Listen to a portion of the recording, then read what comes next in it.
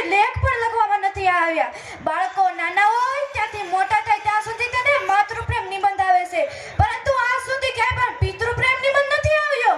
મિત્રો, હું માતાનો વિરોધ નથી કરતી, પરંતુ પિતાનું મહત્વ કહેવા માંગુ છું. પિતા શબ્દ તો સૌ જાણે જ છે, પરંતુ તેનો માર્ગ કોઈ જાણે છે નહીં. તો ચાલો આજે હું તમને જણાવું. પિતા એટલે કે જેવી કે મકાનના પાયાને ટકાવી રાખવા માટે મજબૂત પાયાની જરૂર પડે છે, તે જ પ્રમાણે એક સુંદર પરિવારને ટકાવી રાખવા માટે મારા મિત્રો એક પિતાની જરૂર પડે છે. શું એક સુંદર પરિવારને ટકાવી રાખવા માટે મારા મિત્રો એક પિતાની જરૂર પડે છે? પિતાની હાજરી સૂરજ જેવી હોય છે. શું પિતાની હાજરી સૂરજ જેવી હોય છે? સૂરજ ગરમ જરૂર થાય છે, પણ જો એ ના હોય ને તો અંધકાર છવાઈ જાય છે. શું સૂરજ ગરમ જરૂર થાય છે, પણ જો એ ના હોય ને તો મારા મિત્રો અંધકાર છવાઈ જાય છે. એક એવી કહેવત છે કે ઘોડે ચડતો બાપ મરશે પણ છાણા વીણતી માં ન મરતી. એટલે ફક્ત મિત્રો હું તમને એટલું જ કહેવા માંગુ છું કે તમે એક નાના બાળક પાસેથી જાણી તો જોજો કે જે બાળકે પોતાના પિતાને ગુમાવ્યા છે, પોતાના પિતાનો પ્રેમ નથી મળ્યો, તે બાળકને એકવાર પૂછી તો જોજો કે જીવનમાં પિતાનું મૂલ્ય શું છે. શું તે બાળકને એકવાર પૂછી તો જોજો કે જીવનમાં પિતાનું મૂલ્ય શું છે.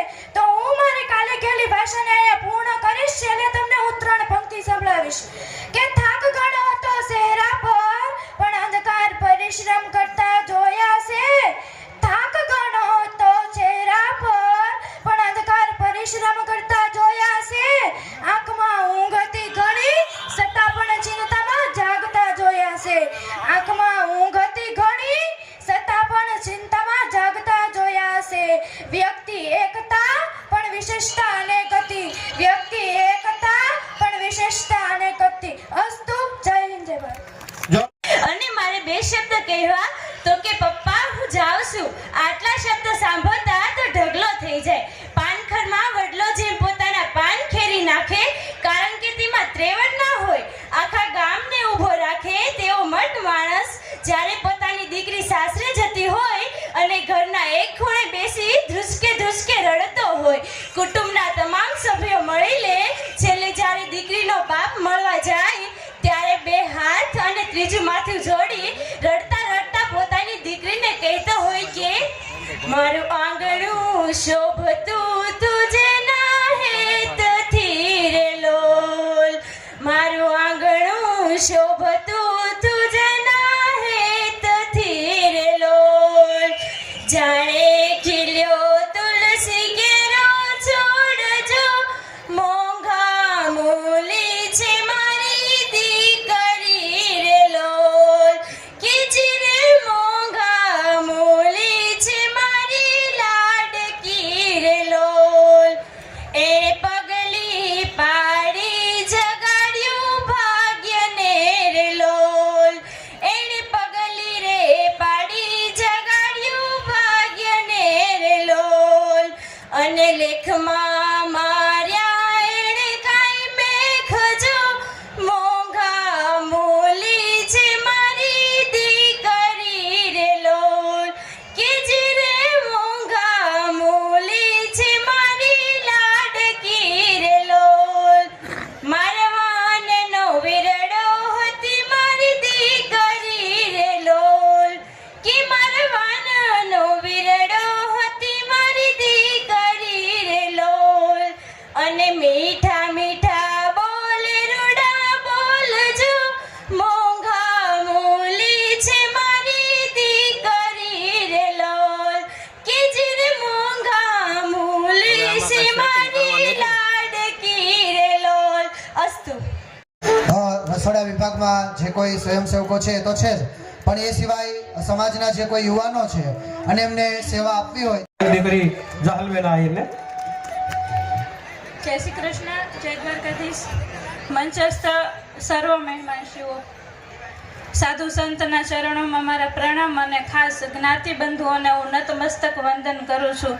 કારણ કે એક આહિર સમાજની દીકરી તરીકે મને હંમેશા ગૌરવ થાય છે કે દ્વારકાધીશ હું કેટલી ભાગ્યશાળી છું કે મારો જન્મ આહિર કુળમાં થયો છે. આજે જ્યારે આ પહેરવેશ પહેરીને નીકળીએ છીએ ને ત્યારે એવું થાય કે આપણે આજે રજવાડું અને આજે રાણીનો પહેરવેશ આપણને સીધી લીટીના વારસદાર તરીકે મળ્યો છે. હું હંમેશા કહું છું કે સિટીમાં જતા હોય ને મારો જ અનુભવ કહું કે જ્યારે દિલ્હીની અંદર અમે આ પહેરીને નીકળતા હતા ને તો બધે પોતાની ગાડીઓ લક્ઝરીસ ગાડીઓ ઊભી રાખીને જોતા હતા કે આ લોકો ક્યાંથી આવ્યા છે અને આ પહેરવેશ ક્યાં મળે છે. હું એમ કહું છું કે દુનિયાની દરેક બ્રાન્ડ આહિર સમાજના પહેરવેશની સામે ફીકી પડી જાય છે. ઈ કુળ છીએ અમે અને ગૌરવ કેમ ન હોય સાહેબ. કારણ કે આજે તો આહિર કુળમાં જન્મ લેવા માટે બહુ તપસ્યાઓ કરવી પડે છે, બહુ તપ જપ. અને સંતો અહીંયા જાણે છે કે આહિર કુળમાં જન્મ લેવા માટે જેણે બહુ પુણ્ય અને તપ કર્યા હોય એને જ આ કુળમાં અવતાર મળે.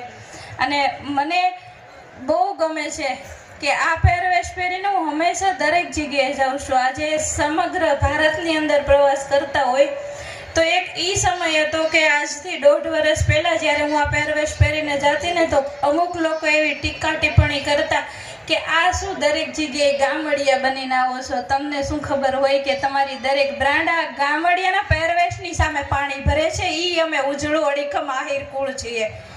અને જ્યારે મહારાષ્ટ્રની વાત કરું તો મારું જેમ એનાઉન્સ થયું કે 1.5 વર્ષ પહેલાં હું અહીંયા જ હતી. જાહલ લોમાભાઈ ભમર મારું નામ છે અને હું ભગોડા મોગલધામથી આવું છું. તમે ના ઓળખતા હોય તો કહું, 1.5 વર્ષ પહેલાં હું અહીંયા જ હતી. આજથી 2016 પહેલાં જ્યારે સમૂહ લગ્નની શરૂઆત થઈ ત્યારે ઈશ્વરાનંદ વિદ્યા સંકુલમાં 12 સાયન્સ કારણ આપશો કે તમારી સાથે બધું પણ શબ્દ તો કૃષ્ણ તારા જ રહેશે. કારણ કે મને તો આ આયખાને આ કંઈ ખબર જ નથી પડતી. જ્યારે દ્વારકાની અંદર મહારાષ્ટ્રમાં ગામે ગામથી બહેનો આવી હતી આપણી સંસ્કૃતિને જીવંત કરવા જગાડવા માટે. એક આયરાણી મહારાષ્ટ્રની અંદર આવી હતી તો દ્વારકામાં કંઈ એક જાહલ નથી, એ 57,000 જાહલે મહારાષ્ટ્ર કર્યો તો છતાં પણ આજે તમારી વચ્ચે એક જ જાહલ ઉપસ્થિત છે. કેમ કે જ્યારે તમે કૃષ્ણને તમારું જીવન સોંપી દો છો ત્યારે એ જે કરી શકે છે ને કોઈની તાકાત જ નથી, કોઈ ધારી જ ના શકે કે શું કરી શકે. મને આજે સમગ્ર ભારતની અંદર આમંત્રણ મળે છે પણ મને ઈ ખુશી નથી થતી. પણ આજે હું સૌથી વધુ ખુશ છું કારણ કે જ્યારે તમને તમારા પોતાના આમંત્રણ આપે ને ઈ ખુશી તમારા માટે 1000 ગણી હોય છે. બહુ દિવસથી હું ખુશ હતી કારણ કે મને મારા વાળાકે બોલાવી છે, કેમ ખુશ ના હો. અને જ્યારે આપણો સમાજ આપણને પ્રેમ કરે છે, હંમેશા હું કહું છું કે સમાજ છે તો જાહલ છે, તમારા વગર જાહલ કાંઈ નથી. મહારાષ્ટ્રની અંદર ઘણા બહેનો હતા અને બધાએ એટલી મહેનત કરી હતી અને એ મહારાષ્ટ્રે સાબિત કરી દીધું કે સંસ્કૃતિ અને સંસ્કાર હજી પણ આહિર સમાજમાં જીવન છે. આજે આપણી માવડી ઊભી છે, તમે ઘણા બધા સમૂહ લગ્ન જોતા હશો પણ તમે એવા કોઈ સમૂહ લગ્ન જોયા છે કે આટલો પહેરવેશ પહેરીને આ આંગણાની શોભા વધારે છે? આ આપણા સમાજમાં જ શક્ય છે. અને જ્યારે તમે વાત માવડીઓની કરો તો આ માવડીઓએ જે સંસ્કારનું સિંચન કર્યું છે એ આપણે કોઈની તાકાત નથી કે આપણે એ સંસ્કારનું સિંચન કરી શકીએ. શિક્ષણ અને સંસ્કાર એમાં વધારે સંખ્યા જોડાઈ 46 સંખ્યા આવતા વખતે 100ના ઉપરના આંકડામાં છે એવી આપણે આશા રાખીએ. કારણ કે હું એનું તમને કારણ સમજાવું કે કદાચ એક પરિવારના આંગણે અવસર હોય તો આટલા માણસોની આ ઉપસ્થિત હોય. તમે સહમત છો ને મારી વાતથી કે એક દીકરીના અવસર હોય તો આટલા માણસોની ઉપસ્થિત હોય? સોનાની સાંકળે બાંધીને લાવો ને તો અમુક આગેવાનો ન આવે. એવા આગેવાનો આજે તમારા દીકરા દીકરીના લગ્નની સાક્ષી બન્યા છે. એનું આપણને સૌને ગૌરવ હોવું જોઈએ. અને સમાજ આટલી ચિંતા કરે છે, સમાજ આપણી દરેક વસ્તુને આપણી જરૂરિયાતને પૂરી પાડે છે, છતાં પણ આપણે ખોટા ખર્ચમાંથી હજી ઉપર નથી આવતા. હું એમ કહું કે તમે જમણવાર કરો છો, ઘરેથી દીકરીને કરિયાવર આપો છો અને આપણે દીકરીના લગ્નમાં સંતો મારાથી વિશેષ જાણે છે કે તમારા ઘરે કાર્ડ આવે તો તમારે 100 લગ્નના કાર્ડ આવ્યા હોય ને કદાચ તેમાંથી 5 જ એવા લગ્ન હોય કે તમે તમારી ખુશીથી જતા હોય, બાકીના 95 લગ્નમાં તમે તમારી ફરજ જ પૂરી કરવા માટે જતા હોય. તો ઈ ક્યાંક ને ક્યાંક આપણે બંધ કરીએ ને આવા સમૂહ લગ્નમાં જોડાઈએ. અને ખાસ મારી અહીંયાથી આગેવાનોને પણ એક વિનંતી છે કે હજી આપણા ભાવનગર જિલ્લામાં સમાજવાડીના ઉત્થાન માટે પણ આપણે વિચાર કરીએ. એનાથી પણ સમાજની એકતા જળવાઈ રહેશે અને સમાજ એક બનીને રહેશે. કારણ કે જ્યારે પણ કોઈ પણ દીકરીના મા બાપ હોય કે જેમના ઘરે એમને અગવડ સગવડ હોય તો સમાજવાડીનો એ સરસ રીતે ઉપયોગ કરી શકે. કાર્યક્રમની અંદર આજે